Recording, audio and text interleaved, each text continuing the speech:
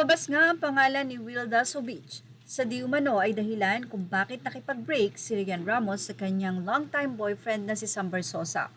Ito ay kwento na rin ng driver ni Rian Ramos na si alias Totoy na kamakailan lamang ay inasunto o nagsampa ng kaso sa NBI kaila Rian at dito kay Michelle D.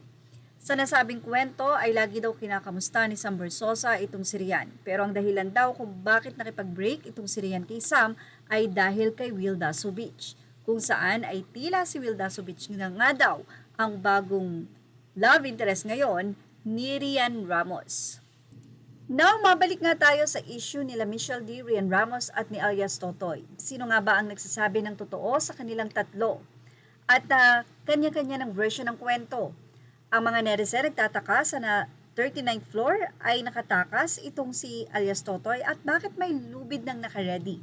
Ano nga ba talaga at sino nga ba talaga ang nagsasabi sa kanila ng katotohanan? Mula sa naging update ni The Business of Pageantry. 4. Continuing story pa rin ito. Mga netizen, nagbalik sa NBI ang driver upang magbigay ng karagdagang salaysay. At narito po ang salaysay.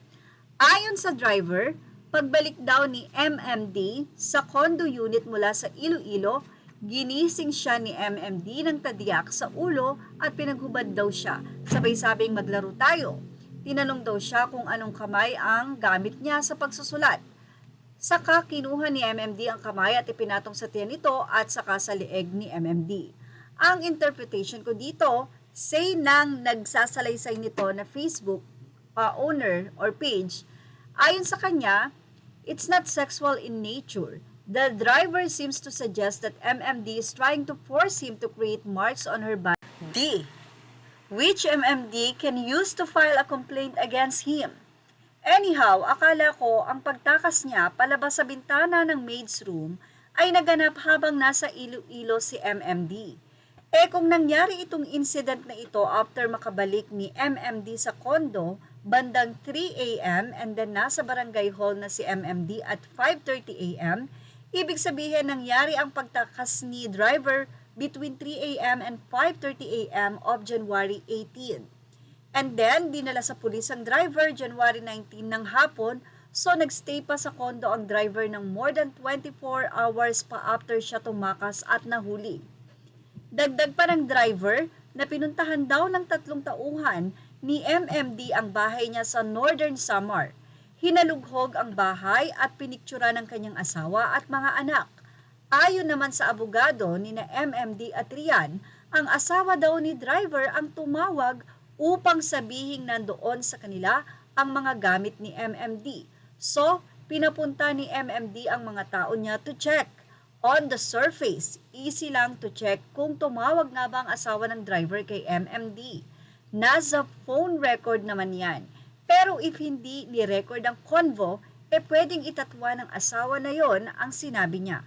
Para tuloy nagmumukhang na set up si MMD sa pagpapadala ng tao sa Northern Samar. Nasa kamay na daw ng NBI investigating team ang mga litrato ng mga bodyguard at tauhan ni MMD. So meron nga siyang bodyguards. Speaking of kamay, kinumpirma ng NBI medical experts na nakitaan ng papagaling na mga sugat ang mga kamay ni driver, which may be consistent sa pagkapit niya sa gondola rope nung tumakas siya mula sa unit. Ang pinagtataka ko lang, bakit yung kamay lang ang minimension ng NBI medical team? Malabo naman yon na kamay lang ang chinek nila. Hindi ba dapat sinabi rin nila kung may mga papagaling na sugat sa katawan, mukha at mata ni driver? I mean, binugbog siya ng 3 araw, di ba? At tinusok pa daw ni MMD ng daliri niya ang mata ni driver. So bakit yung sugat sa kamay lang ang binanggit? By the way, based sa aking mga nabasa at narinig, iisa nga lang daw ang kondo ni Rian at MMD. Hindi sila magkapit-bahay. Housemates talaga sila. Tig-isa sila ng driver na doon din nakatira at malamang may maid pa yan. So wow, ang lawak ng condo unit nila. Hindi ito yung idea ng condo unit na alam nating mga dukha. Hahaha. Kukunin at titignan na rin ng NBI investigating team ang CCTV footages ng condo at ng unit ni na MMD. So lagot sila, MMD, if may missing sa CCTV footage. Yun bang pag naka-off? Pag complete naman at walang makita, lagot ang driver. Isang mabigat na akusasyong binitawan ng driver ang maaaring maging undoing niya rin.